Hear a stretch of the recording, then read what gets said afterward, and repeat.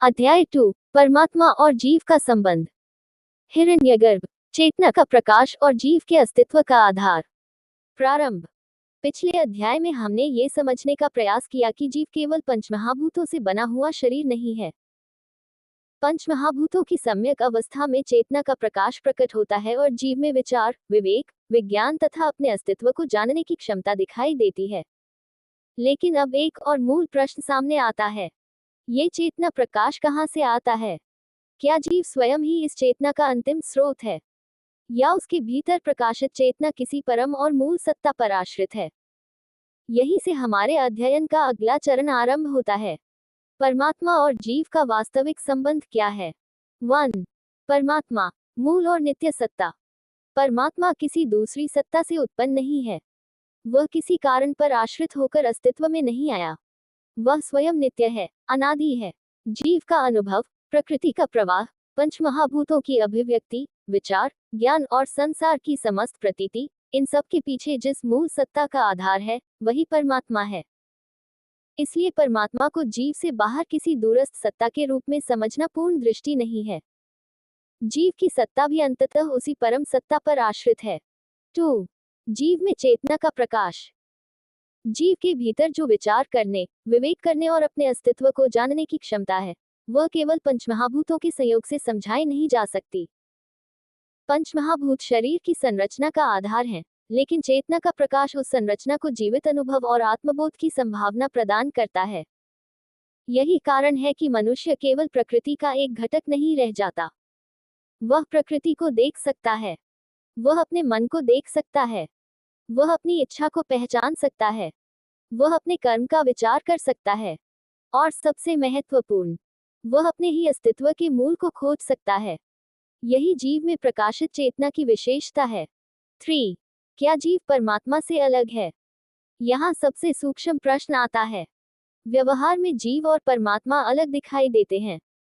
जीव सीमित अनुभव करता है, कर्म करता है, सुख दुख का अनुभव करता है और प्रकृति के गुणों से प्रभावित होता है। परमात्मा नित्य और मूल सत्ता है, इसलिए व्यवहार के स्तर पर दोनों में भेद दिखाई देता है।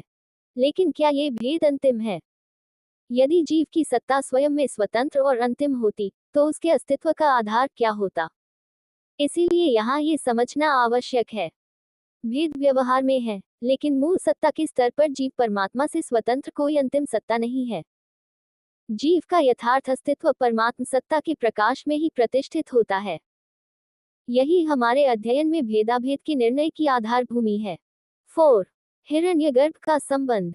अब इसी क्रम में हिरण्यगर्भ का विषय सामने आता है। हिरण्यगर्भ को केवल एक अलग देव सत्ता मानकर छोड़ देना इस संबंध को पूर्ण रूप से नहीं समझाता। यहाँ हमारा ध्यान उस व्यापक चेतन व्यवस्था की ओर है जिसमें जीवों की अभिव्यक्ति, जीवन और चेतना का प्रकाश परम सत्ता से संबंधित होकर प्रकट होता है। परमात्मा मूल सत्ता है और जीव उस सत्ता से सर्वथा स्वतंत्र कोई दूसरी अंतिम सत्ता नहीं है।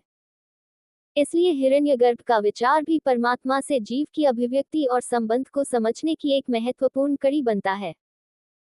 यहाँ से हमें ये समझने की दिशा मिलती है कि एक ही मूल सत्ता से संबंधित होकर अनेक जीवों में चेतना का प्रकाश किस प्रकार अनुभव होता है। 5. पंचमहाभूत और छठे तत्व का संकेत। पंचमहाभूतों की सम्यक अवस्था में जीव की अभिव्यक्ति होती है। पृथ्वी, जल, अग्नि, वायु और आकाश, ये भौतिक तत्व हैं। लेकिन जब इनका सम्यक संयोजन होता है, तब केवल भौतिक संरचना ही नहीं रहती, उसमें चेतना का प्रकाश भी प्रकट होता है। इसी को उस छठे तत्व के ईश्वरांश रूप में प्रकाशित होने के संकेत से समझा जा सकता है। यहाँ अंश का अर्थ परमात्मा का कोई भौतिक टुकड़ा या विभाजित भाग नहीं है। अर्थ यह है कि जीव में जो चेतन सत्ता प्रकाशित होती है, वह परमात्मा से सर्वथा स्वतंत्र कोई दूसरी अंतिम सत्ता नहीं है।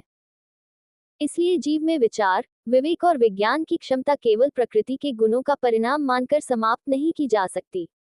6. जीव का अस्तित्व और प्रकृति का प्रवाह। अब पिछले अध्याय की बात और स्पष्ट होती है। प्रकृति अपने गुणों के अनुसार प्रवाहित होती है। जीव यदि इस प्रवाह में ही बहता रहे, तो इच्छा, संस्कार, कर्म और चेष्टा उसी दिशा में चलती रहती है। ऐसी अवस्था में जीव का चेतन प्रकाश गुणों के आवरण में दबा हुआ रहता है।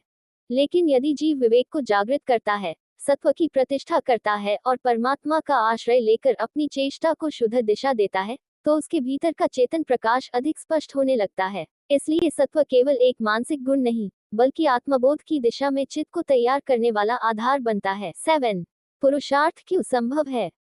यदि जीव केवल प्रकृति का गुणरूप प्रवाह होता, तो उसके लिए स्वयं को पहचानने का कोई स्वतंत्र अवसर नहीं होता। लेकिन जीव में चेतना का प्रकाश है, इसलिए वह प्रकृति को देख सकता है और प्रकृति से अपने संबंध को समझ सकता है। यही पुरुषार्थ की संभावना है। पुरुषार्थ परमात्मा को प्राप्त करने के लिए किसी दूर की यात्रा मात्र नहीं है। पुरुषार्थ अपने ऊपर पड़े आवरण को पहचानने और अपने यथार्थ स्वरूप की ओर जागने की प्रक्रिया है। इसलिए शुभ कर्म, शुभ विचार, सात्विक आहार विहार, नामस्मरण, आत्मचिंतन और परमात्मा का आश्रय, ये सब उसी पुरुषार्थ की दिशा में साधन बनते हैं। 8. चेष्टा और चेतना का संबंध। मनुष्य की चेष्टा उसके भीतर की दिशा को प्रकट करती है। चेष्टा यदि इच्छा, अहंकार और गुणों के पीछे जाती है, तो जीव प्रकृति के प्रवाह में चलता रहता है। लेकिन चेष्टा यदि विवेक और आत्मबोध की ओर मुड़ती है, तो वही साधना का रूप लेती है। यहीं से आगे वाणी और चेष्टा के सूक्ष्म स्तर का विषय भी आता है। वैखरी और मध्यमा के माध्यम से हृदयस्थ चेष्टा की सिद्धि और परा तथा प्रशांति के माध्यम से नाभि में चेष्टा का केंद्रीकरण, इस सूक्ष्म क्रम को आगे के विस्तृत अध्ययन में समझना होगा। ये विषय केवल वाणी का नहीं, बल्कि चेष्टा के सूक्ष्म से अधिक सूक्ष्म केंद्र की ओर जाने का विषय है। 9. परमात्मा से संबंध का वास्तविक अर्थ। परमात्मा और जीव का संबंध इस प्रकार समझना चाहिए कि जीव का यथार्थ अस्तित्व परमात्मा से स्वतंत्र कोई अंतिम सत्ता नहीं है। जीव में चेतना का जो प्रकाश है, वह उसी मूल परम सत्ता से संबंधित है। व्यवहार में जीव और परमात्मा अलग अनुभव होते हैं, लेकिन इस व्यवहारगत भेद को मूल सत्ता का पूर्ण पृथक्करण मान लेना उचित नहीं। इसलिए भेद को नकारना नहीं है और अभेद को भी छोड़ना नहीं है। व्यवहार का भेद अपनी जगह है, मूल सत्ता का अभेद अपनी जगह है। यही इस संबंध का समग्र विवेक है। 10. इस अध्याय का मूल निष्कर्ष। परमात्मा नित्य है। जीव का अस्तित्व उसी परम सत्ता पर आश्रित है। प्रकृति शरीर और अनुभव के क्षेत्र को अभिव्यक्त करती है। पंचमहाभूत भौतिक आधार देते हैं। उनकी सम्यक अवस्था में चेतना का प्रकाश जीव में प्रकट होता है। जीव में प्रकाशित ये चेतना उसे विचार, विवेक और पुरुषार्थ की सामर्थ्य देती है। सत्व की वृद्धि चित्त को निर्मल करती है। शुद्ध चित्त में विवेक अधिक स्पष्ट होता है। विवेक से चेष्टा की दिशा बदलती है और शुद्ध चेष्टा आत्मबोध की ओर ले जाती है। इस प्रकार परमात्मा मूल सत्ता है, प्रकृति अभिव्यक्ति का क्षेत्र है, जीव चेतना के प्रकाश में अनुभव करने वाला है और पुरुषार्थ जीव को अपने यथार्थ स्वरूप की ओर जागृत करने की क्षमता है।